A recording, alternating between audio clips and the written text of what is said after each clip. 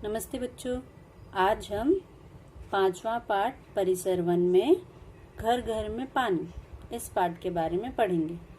घर घर में पानी, इस पाठ से आपको क्या समझ में आता है बच्चों?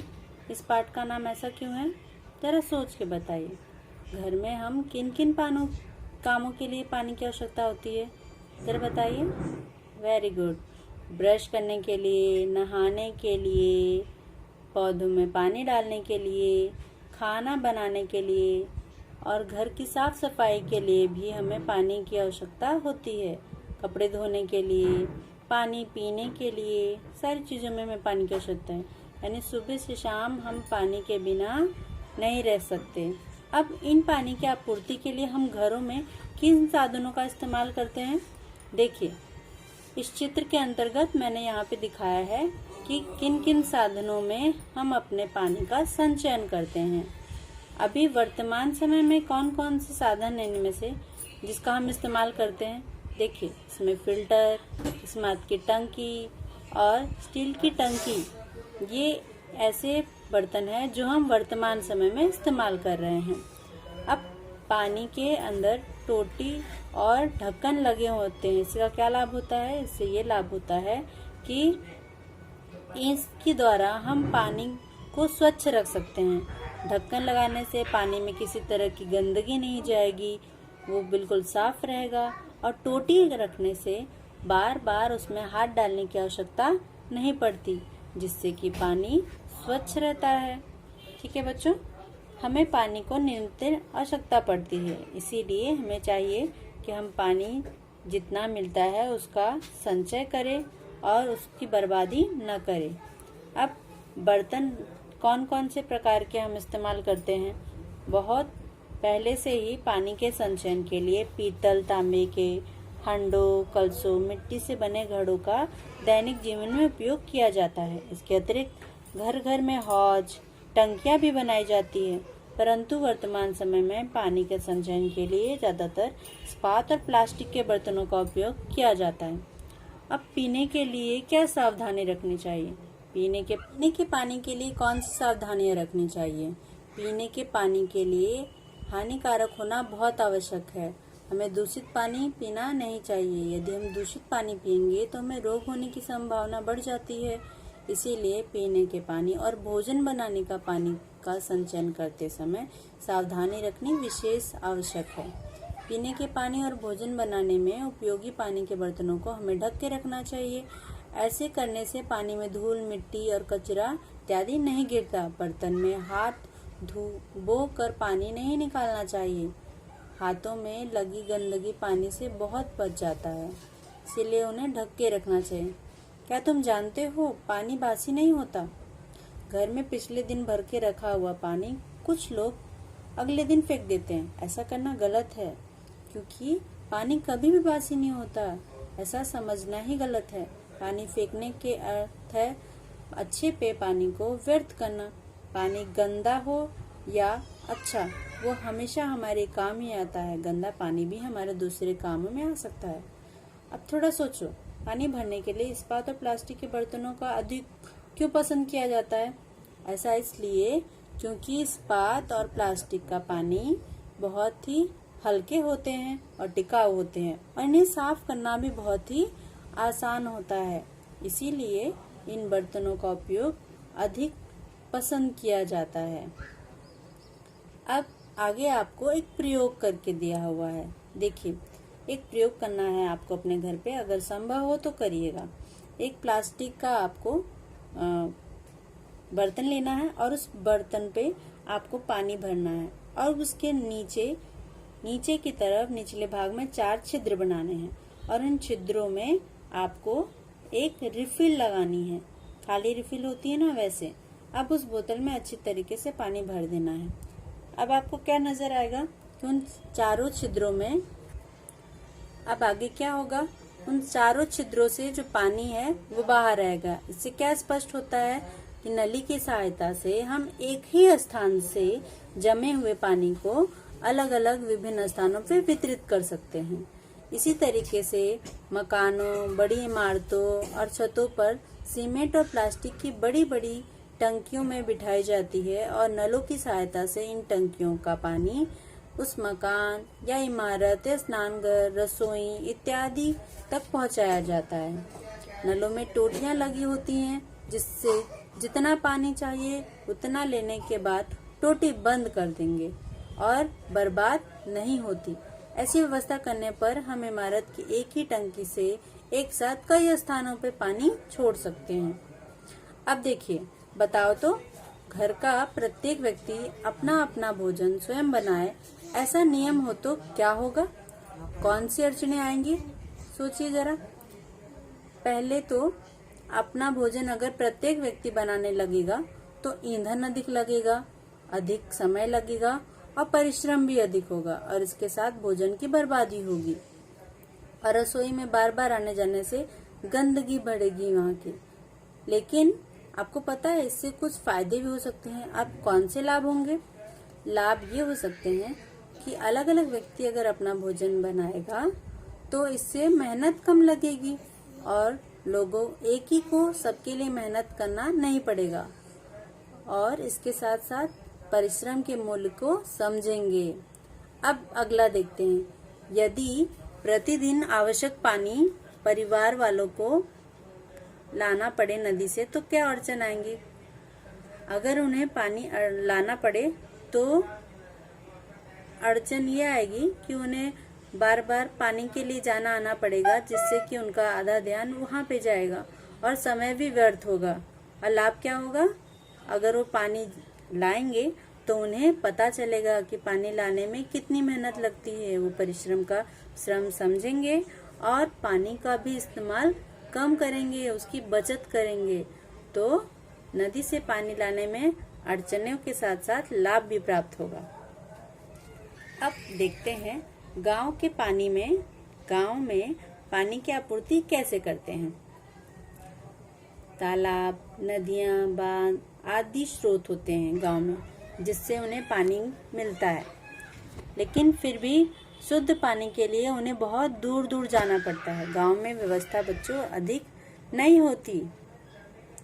ये स्रोत हमारे घरों से पर्याप्त दूरी पे होते हैं, वहां से सीधा पानी लेके आने में कठिनाई होती है। इसके अतिरिक्त स्रोतों का पानी जैसा का तैसा घरों में पीने के लिए उपयोग में लाया जाता है। इससे अस्वस्थ कराना संभव है। तो गांव के समीप का कोई बड़ा स्रोत देखा जाता है। किसी नहर, किसी बड़े जल वाहक की सहायता से संपूर्ण गांव में एक ही स्थान पे पानी लाया जाता है। उसे वहां पीने के लिए अहानिकारक बनाया जाता है। अच्छा बताओ तो, अगर बाल्टी में अगर आप पिचकारी को डुबो और पिचकारी को मारते हैं तो आप क्या नोटिस करेंगे? आपको दिखेगा कि पिचकारी डुबोकर जब आप उसे बाहर की तरफ खींचते हो और फिर उसे ऊपर की तरफ खींच रहे हो तो पिचकारी की ओर पानी अंदर की तरफ आता है और फिर जिस तरफ आप उसे दबाओगे वो उसी स्पीड में बहुत तेजी से दूर तक पानी बाहर तक जाता है। पिचकारी यूज किया है ना आपने? तो इससे क्या पता चलता है कि ऊंचाई से जब आप पानी को छोड़ते हो तो वह पानी काफी स्पीड यानी कि बहुत ही जल्दी से नीचे की तरफ आता है। इसी तो नीचे से ऊपर की तरफ मारते हो। तो इसी तरीके से गांव में और नगरों में बनी हुई इस तरह की टंकियों का उपयोग भी पानी को वितरित करने के लिए यानी कि अन्य स्थानों पर पानी की आपूर्ति करने के लिए पहुंचाई जाती है। पहले इन्हें इतनी ऊंचाई पे बिजली, डीजल और मोटर पंप की सहायता से ऊपर पानी पहुंचाया जाता है इन टंकियों में। इसके बाद इन्हीं टंकियों से ये पानी जगह जगह गांव में, शहरों में और इसके साथ जहां भी पानी की आपूर्ति की आवश्यकता होती है वहां पे इस तरह से पहुंचाया जाता है। इसके पश्चात अब आप देखिए कि कहीं कहीं अभी भी पानी की आपूर्ति नहीं हो पाती है। लोग टंकियों से और चलने वाली टैंकर होते हैं उनसे पानी लाते हैं, कुओं से पानी निकालते हैं और उसी पानी को वो अपने लिए इस्तेमाल करते हैं। इसी पानी को वो घर में ले जाकर अहानिकारक बनाकर इस्तेमाल करते हैं। क्या तुम जानते हो कि पानी के बिना हम अपना दिनचर्या नहीं कर सकते। प्रतिदिन लगने वाला पानी बहुत ही आवश्यक होता है, इसीलिए पानी को संचित करके रखना बहुत जरूरी है। पानी के बिना मनुष्य जी नहीं सकता, इसीलिए जहाँ तक संभव हो पानी का स्रोत मानव के बस्तियों के समीप होना चाहिए। इसीलिए प्राचीन काल में नगरों का स्थान बड़ी नदी के किनारे पर होता था। हमारे देश में बहुत से ऐसे महानगर हैं। उत्तर भारत में हमारे देश की राजधानी दिल्ली यमुना नदी पर ही बसी हुई है। अच्छा, करके देखो। अब इसे आप एक करके देखना है। आपको एक खाली बाल्टी लेनी है और ऊपर उठानी है, तो कैसा लगेगा बच्चों? हल्का। अब एक भरी बाल्टी लो, अब आप उसे उठाओ। क्या खाली बाल्टी की तरह आप उसे आसमान में उठा सकते हो? नहीं। देखो दूसरा वाला बच्चा कितना थका हुआ है। तो इससे पता चलता है कि ऐसी भारी भारी बाल्टी आपके घर में आपके माता पिता, आपके बड़े भर के रखते हैं, तो कितना परिश्रम करना पड़ता है उनको घर में पानी को संचित करके रखने के लिए और घर में आदि सारे कार्य को करने के लिए। इसीलिए आप पानी के महत्व को समझें। अब देखिए पानी के लिए हम कौन कौन सी चीजों का इस्तेमाल करते हैं।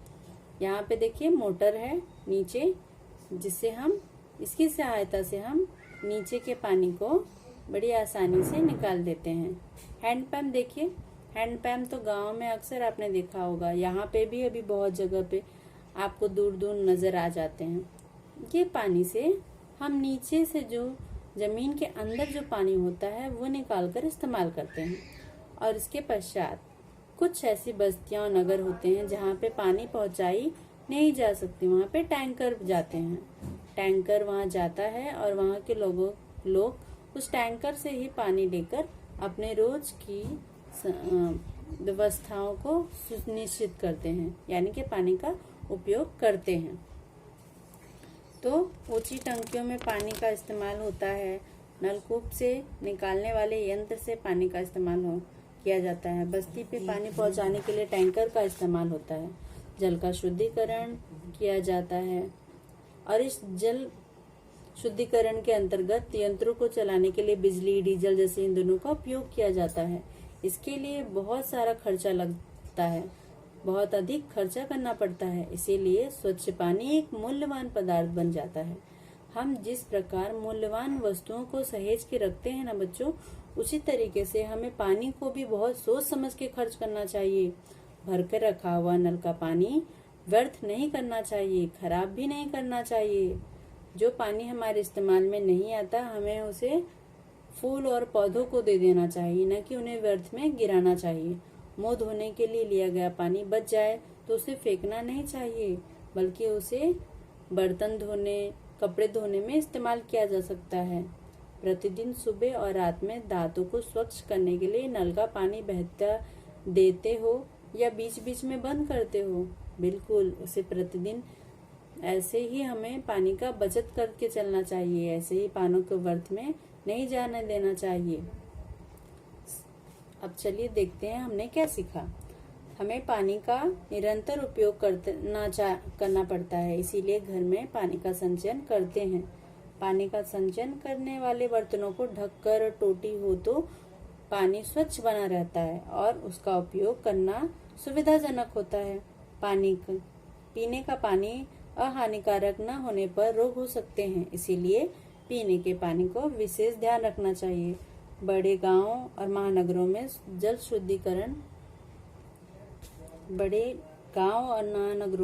शुद्धिकरण केंद्र और जल वितरण की व्यवस्था होती है। अन्य स्रोतों में यदि हम पानी लेते हों तो उसके अहानिकारक होने की विशेषता करना आवश्यक हो जाता है। पीने के लिए उपयुक्त पानी प्राप्त करना परिश्रम का काम है, जिसमें धन खर्च करना पड़ता है। पानी का भंडारण और उसका उपयोग सोच समझ कर करना चाहिए। सदैव ध्यान में रखो, पानी मूल्यवान संसाधन है।